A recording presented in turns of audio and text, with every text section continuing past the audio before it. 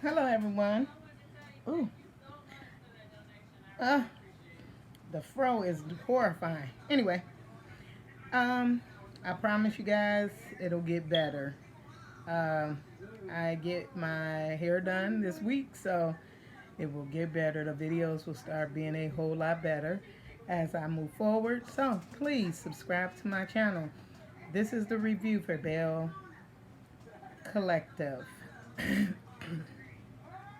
Miss Marie, Lord, we go into the next day after the brunch, it seems. And I'm trying. I like Miss Marie. I like what she's doing.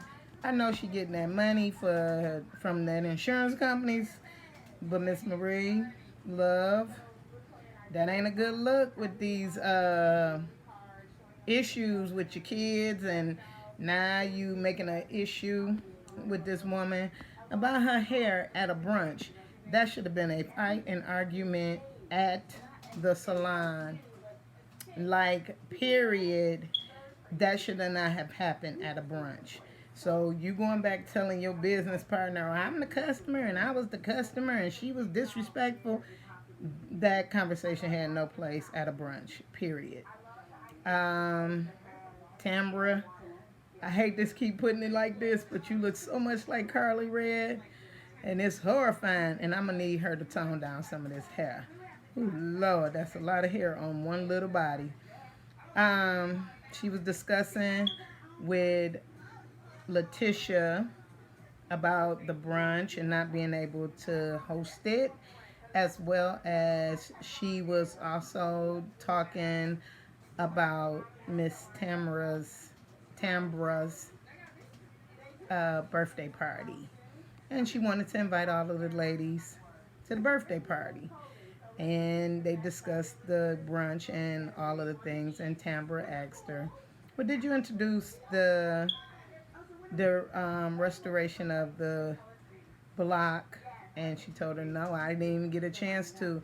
They had started acting a fool, so I had to stop." So I understand wholeheartedly. If I was Miss Letitia, I'd be mad about it, but I'd be mad at my girl. Marie was wrong. Period. Point blank. I don't care how many ways y'all try to slice dice and pretend like that's not true.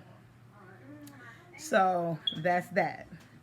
Tambra says she's gonna invite everyone, and Letitia is gonna try her best to be the mediator and keep them under control. Let's see how that goes. Okay. That doesn't make any sense to me, but I can't wait to see how that all turns out. Um, that's that. We move on to Latrice. I like Latrice. I'm not big on the zaddy thing, but I like her. I like her style, her mindset. She has a publicist to help her with her brand. She's trying to expand on her beauty lines. I like that about her. It's not like she's waiting for her husband, who wants to be a part of it, to also be the person that says, "Oh, okay." She's like, "No, this is what we're going to do. What I want to do is I want to expand my brand. Now, you can partner with me, but I'm still the boss." I love that attitude she had with her husband. Although I do know that it's going to be a mess later on down the line. Like anything, I don't let my husband get involved in none of my business ventures. You want to play hate on the sidelines, do that. And as long as he reaping the benefits, he don't care. So I think that's where Miss Latrice need to talk to her husband and discuss things with him on that level. I want to be able to be in business with you, but if you can't do it my way, understand I'm not mad. You gonna do your thing, I'm gonna do my thing over here. So that's that. We get to Antoinette, and I like her. I think she's a sweetheart. I'm still not completely understanding her mindset about this interracial marriage. and the breakup. You know, I get it. Career-minded women who don't want to have a, you know, put a hold on their career to have a kid. But I think whatever it is, it's more than just being an old miss. Because, you know, racism is everywhere, as we've seen these last 4 years. So I don't want to delve right deep into that until we get a little more backstory on why you and your husband, who seemed to be perfect for you beyond his race, had to split up. I did like how she is opening up about her split, though. So as they open up the layers, peeling them back over, you know, peel the onion off and peel the layers off, I'll maybe get a better sense of what was really the real problem. Because I don't think it's, oh, I don't want my kids to live in a racist world or live, because hell, if that's the case, you ain't never having no kids, because this is America. And it don't matter about Ole Miss or Detroit. Ignorance is far and wide. We get 1, 2, 3. Letitia went on her walkthrough with the basically the street mayor of the historical area that she wants to buy back, the block she wants to buy back, and the lady gave her blessing. I thought that was nice. I think that's sweet of how it's. Let me put my stamp on it. And like I said, what I would love to see is if you're going to revitalize that area, revitalize it to where it was when it was before it was closed. Movie theaters, shoe shops, hat places, you know, dress places, a place to have parties. I would like to see you revitalize it to the grandiose of it all, like it was before, plus some. So that's that. Um, so we'll see how far this goes. Hopefully she can get the ladies on board. Hopefully she can get herself together. We didn't get a lot of Letitia beyond the historical block, so that was just this time. So I'm rooting for her. I'm bigging her up. Ciao, Miss Marie. Miss Marie. Why?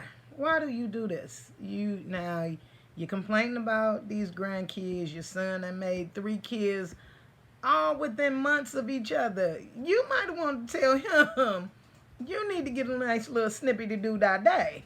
Because you done made enough kids in your lifetime, bruh. Especially a person who ain't got a job. No. I wish my son would. We ending that situation right off top. Nobody. Call your baby daddy. You dropping your kids off at my house or what? Self-respecting baby mama is asking the man's mama for something. Get the hell on. Give a shit if she was rich or not. That's one thing. Okay. So we get to Tambra's birthday party. And Latrice brings her husband and Antoinette come together. Letitia is there. The publicist for Latrice is there. And a couple of other people, and they're sitting down talking about the brunch. And during this conversation, I understand what Letitia is saying. That is also my friend beyond just a business associate. So I've known her a long time. So I would like for us not to discuss her because she's not here. All while that's going on, Marie and her business partner comes to the place. I gotta give it to you, Miss Marie. You were serving it in your little cat suit. I like that. But I did give her enough understanding where she said this isn't the place. This is someone's birthday party. But the brunch wasn't the place either to start this mess. And I don't know if this whole hairline and the Bo Peep outfit and the BS was more or less for the whole wild effect of creating drama for drama's sake, but I thought it was tacky that the way she did things. Now, for her to not want to go and talk woman to woman when Letitia asked her, I thought it was tacky and I understood her whole point. No, but to keep running this woman into the ground and she ain't a boss, she's a boss in her field. You can't get mad at that. That is her. She's doing her own thing. You're doing your lane. No one's telling you about your mental health situation. Don't do that to this woman. That's rude. So that was one thing. The second thing was when they finally all sat together and Latrice talked to her and told her, listen, I want to have a conversation. And she was like, well, now this ain't the place. And, oh, okay, well, we'll put a pin in it to a better time. And she was even then with an attitude. And again, you were in the wrong, love. You shouldn't have this problem. This woman hadn't done anything to you. If you had an issue with her hair or her brand, you should have took that right up to that shop. I would have took that right up to that shop. And so I thought that was tacky on so many levels. So there's that. Then we end up having this little conversation with Antoinette and Letitia. And I had forgotten all about the little slick mouth that Antoinette had about the dry waffles. And so I love that Letitia was like, well, you know what, baby? I ain't mad at your wig that you need to pull down. Listen, match that shade. We can snap for snap if you want. And I'm happy for it. And I actually liked it. I love that Letitia was grown enough to tell her, we'll improve on my lunch when you improve on your wig. Which to me was just, you want to throw a little shade, I throw a little shade back. I want us to deal with business things together and grow in business, and I get that. It was a beef that was not even a beef. We just talked smack and moved on like grown-ups. So I like that part of it. Like I said, it's getting deeper as they go. I can't wait to see the layers of Antoinette as well as Marie. Letitia, we'll see how that goes. I want to see them all collaborate and get that historical area back up and running to the land it used to be. I love seeing stuff like that.